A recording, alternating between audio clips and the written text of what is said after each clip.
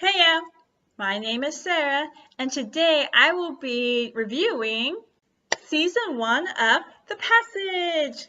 For those of you who don't know, I did a reaction when they released the first trailer, and I did a review for the first book in the series, so I decided, hey, why not discuss, thus review, the first season, because I have some things to say about it. But before I get into this review, Fox, you messed up on Lucifer. Do not mess up on this show. It deserves a second season. Okay, now that I got that off of my shoulders, let's discuss this first season. Now, I will admit, I went in there with low expectations based off of the first trailer that they threw out and all the little teasers that they were putting on television. So I kind of went in there with low expectations. And after finishing this very first season, I will admit I was entertained, I enjoyed it, and I was actually looking forward to it each week. As a TV show, I will give it a 3 out of 5 stars, and as a book adaptation, I will give it a 3 out of 5 stars as well, because there were some things, I will admit, that they changed, and I was like, okay, I can see where you're going, I'll let it slide. Well, there were some things where I was just like, oh Lord, why? What were y'all thinking in that meeting? So as you can see, I'm a little salty about a couple of things. So let's get into the pros before we get into the cons, because I have some cons in there. To begin off with the pros, I will say that I really enjoyed the father-daughter relationship between the actors who played Amy and Walgast. One of the things that they did change in the show, which I didn't mind at all, actually I kind of preferred this one, was that in the book, Amy was basically 6 years old, so she was like, shy, quiet, that kind of little girl. Well, Amy in the TV show, she's like a little 11, so she's a preteen. She's very headstrong, a little stubborn. She has opinions and will argue about it. But basically, when she meets Walgast, you can see that relationship between the two come together. And I enjoyed how the guy who played Walgast showed that father side to Amy, as well as the soldier and the father that actually lost the child, which I was like, okay, I like this. So at first I thought I was going to have a problem with this. I talked to some people that did read the books. They were like, they were completely against it. But after they introduced them, I was like, okay. I don't mind that the 12 aren't all men. Hear me out. Because, today's society that there are some female killers. And so I know this book was written I don't know, 2005, 2007, and it was just all men. Again, I didn't mind at all that the 12 had some women in it, thus Shauna Babcock. It's like, we'll get into that later. Another change that they did that I didn't know how I was going to feel about it was Carter, Anthony Carter, who becomes one of the 12. Because in the book, he is this guy that we meet who's basically homeless, and this kind woman who has her own little dark secrets going on, basically gives Carter basically a moment of hope, and then he really is an innocent guy, and he gets turned into one of the 12. Well, in this one, he was just basically a guy trying to start his own business, and he didn't know that the woman that he was dating was married, so basically he was dealt a bad hand, and at the end, because he was basically this normal, average guy going up against the lady's rich, powerful husband, he basically was dealt a wrong hand. It's like sad. I did enjoy the relationship between Carter and Amy. We didn't see that at all in the first book at all. Maybe it might be a spoiler for the second book. I don't know. I haven't read that yet. But I actually enjoyed it because they actually did talk, and he was basically, I would say, like a protector / older brother to Amy. I forgot about these characters in the book. I'm sorry, I had to look them up. But we get these other characters named Dr. Lear and Dr. Sykes. I kind of forgot about them. They weren't that really important to me in the book.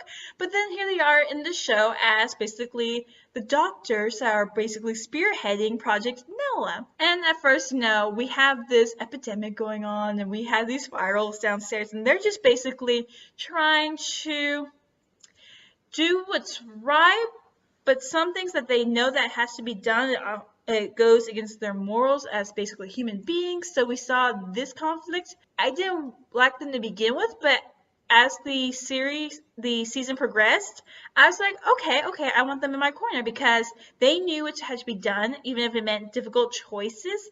So it's like they were doing what they knew they had to do, even though they didn't want to do it. So I enjoyed these characters very, very much. As for going back to the 12, we actually do get to see how they're basically evil in a way, because we saw Fanning Zero a lot because we barely even saw him in the book. Babcock as well, getting into people's minds. Apparently the rest of the 12 have been doing this all 3 years or something. Babcock, I don't know. She was playing the game, getting into Richard's head for a while. And it's like, you could see how she was like turning the tables on him in a way, but it was mostly Fanning that was able to basically whisper into your ear and like, hoo, do this for me. So that's kind of, I was like, to get out of those scenarios, I'd probably be slapping a lot of virals out of my head. Like, I see them and I'm like, no, get out, bam! And in the end, for the season finale, I was like, we got our time skip, and I'm like completely excited for the next series. So again, Fox, we demand a second season. Now we get to the cons of the first season, which was like, I was following the Facebook live chat, so a lot of people were on this bandwagon.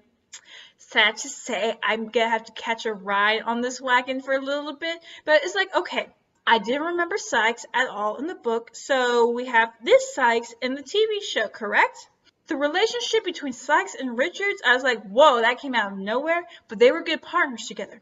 Season finale, it's like, they killed off Sykes so that Richards could be fully controlled by Babcock and bring her humans to go on wheels in Nevada, and then get a little jiggy at the end. This is where we take a difference between Babcock in the TV show and Babcock in the books. Because Babcock in the books, he was ruthless. He knew how to get into Richard's head. I believe it was Richards. And like basically how to manipulate him, just like Subject Zero of Fanning in a way, and that's how he was able to survive all those years in the desert. As we did the time skip, right? He had his own little colony, feeding them food and everything, and wahaha, getting in their heads, like I am Babcock and everything. Well, in here we're getting like flashbacks and the little conversations between Richards and Babcock, and we get this weird, twisted, creepy relationship at the end, and y'all kill off Sykes, who actually she had a purpose? You're telling me that woman can climb up that ladder fast enough behind wall gas? Are you serious? Right on the bandwagon, it has ended. Let me just jump off right here because I'm pretty sure I will continue ranting about this. Okay, now we're like really getting to my salty territory. The virus, how it works. It felt completely different. For those of you who haven't read the books, y'all be probably wondering why I say this. For those of you who have read the books, you understand. So apparently they decided to change it in the TV show to where Lear and Fanning go down to South America, and they find this guy that's rumored to be like over 100 years old, and that's how Fanning gets bitten and thus infected. And apparently now that Fanning is basically Zero, he has to convince everyone else that is given his blood to turn, thus, for them to become the 12. And then we have how Amy said no, and how she is like in full control. She can walk around in the sun and everything. But they decide to give her the vampire characteristics when she feels angered? Wait. Ugh. Although I understand that Fox didn't have the budget to make the 12 look explicitly like the 12, because they still look like humans with creepy little fangs, even though one guy said ugly as hell. No, they still look like people with ugly little fangs. While in the books, they were completely changed. So in the book, Fanning's group, which are a bunch of terminal cancer patients doing basically their last wish, what's called, that Make-A-Wish, and they wanted to go down to South America for this expedition, and they meet up with some military people, and basically we just get this through emails, and then at the end of the emails we get an email from Fanning saying, now I know what the soldiers are here for. So apparently his group got attacked by bats, real bats carrying a different strain or viral bacteria, virus, whatever you want to call it, and they infected these people, and Fanning survived, but thus he began to change. This made it sound like more like basically something Mother Nature decided to send out to, something like that, and so it made it feel different. How they portrayed it in the show, basically a rumor saying a guy that's lived 100 years, is all like, I was really salty about that. We're just beginning my salt train. Oh, Doyle. That was a short chapter for him. I was like, he was supposed to be part of my God Squad. Y'all basically took him out the first season because Walgas couldn't trust him when they caught Amy, and y'all decided to replace him with Richards. I was like, whoa! I do not accept this. Doyle was supposed to be on our team. We only see him from one episode. Now replace him with Richards? After a while, Richards does prove himself, but we're going back to the earlier part of the cons as to why I don't like Richards anymore. Can someone please explain to me why we had Walgast's ex-wife through this whole season? I mean, we didn't even get to see her in the books. I mean, she was off living her life with someone else after what happened with her daughter, what was her name, Eva, who didn't get shot and everything. She just got sick at infancy and died, and Layla moved on while Walgast just retreated back to his military thing. Why was she even in the show, especially in the season finale? Oh, she got bit. Oh, we gave her a cure. Oh, she's gonna leave us anyways. What again, what was going on in that meeting? Because she had no purpose whatsoever. Now, season finale, Walgast did get bitten, and then Amy gave him the rest of the cure, and she left. And then we see the bombs getting ready to nuke America. I was a little confused about that because in the books, Amy and Walgast were hiding out in the wilderness as everything was going around in America getting attacked by virals. They did mention Houston in the TV show. And then basically the spot that Amy and Walgast got nuked, and Walgast was taking care of Amy until, radiation and sickness basically claimed his life, and she left. I was kind of expecting the bombs to hit while they were still there, but no! Walgast got bitten by a viral, and Amy going all vampire to protect him, and she gave him the rest of the cure and left. It's like, what? Now, the one thing that just got me from the get-go was, oh Lord, Sister Lacey. No, just Lacey, because she was an ex-nun, joined the military, and then became ex-military, and that's how she knew Walgast? Where did that even come from? Because we see her shoot a bunch of people in episode 2, and that was it. She acts like a bodyguard for Lila, and then she starts believing that she found her faith again, and she goes to the church, and then she goes to basically where they're keeping the virals, which I will say doesn't make sense because it looks like a 5-star resort for military people instead of a creepy government facility hidden in Colorado. But either way, and then she has to watch Lear, who could possibly come up with a cure and everything. So she's babysitting him, and then we don't know what happens to her at the end. It's like, where did that term come from? It's like, no. Lacey is Sister Lacey. She is a nun that basically cared for Amy when her mother dropped her off at the, what's it called? You know what I'm talking about, the place where the nuns are. And basically, it's like she was very protective of Amy. In a way, I'm like, they didn't do that at all in the show. It's okay. But it's like, why? Can someone please tell me why they would change the whole story for Sister Lacey? I'm like,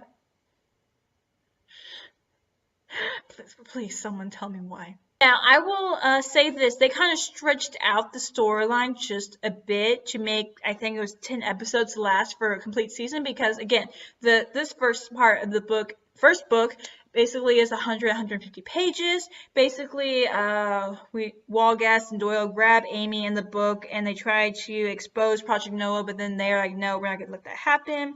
Amy goes to the facility. It's the same day that the Firals decide that they're going to break out. Yeah, they changed the whole thing with the virus, how the Firals are happening, because Amy gets injected with the Fanning's blood or whatever, and she goes through her own change with the hot fever and everything, and Walgast is there for her. And basically, Zero had already planned this escape, and it was just bad coincidence that Walgast, Doyle, and Sister Lacey happened to be there at the time. We did not have days where Walgast and Amy were figuring out that, you know, something weird was going on with this facility. I didn't think any of the Firals were smart if they decide to start getting into every single employee's head in the facility, letting them know, oh yeah, we're here, we're going to control you. Fanning was a little bit the same way. He was basically playing around and stuff, not keeping things focused, even though I don't understand completely why they needed 12 people to get out. They didn't even act like a hive mind. A hive mind acts like as a singularity, right? The only person that did live up to what I believe the Firals kind of thought like was Martinez, because they brought in this completely useless military character that I wanted to do, as I quote Richards, rip off his stupid mustache and shove it down his mouth, because he was like, shut up. He got tricked by the Firal in the most slickest way ever, and we only found out what happened too late. That's how I thought all the Firals were supposed to be. Now, Justin Cronin, you lured me into this show when you're posting pics on what was going on set, and where are the rabbits? Because apparently they did away with all of the 12's quirks that they all had, and one of them, either it was Babcock or Zero, that would eat all the bunnies and leave one bunny behind. Just leave the little bunny right there in the corner. You posted pictures of bunnies, but we got no bunnies. And like, yeah, I'm mad that they got rid of the little quirks that all the 12 had. And the one thing that they completely ruined, minus Sister Lacey, because they just completely took a wrong turn on that, was they now make Amy part of the 12. Wait, what? I mean, they already had all the 12 in the books, but in the TV show, they decided to kill off one of the 12 before the time skip, and thus making Amy part of the 12? What? I'm like, wait, what just happened?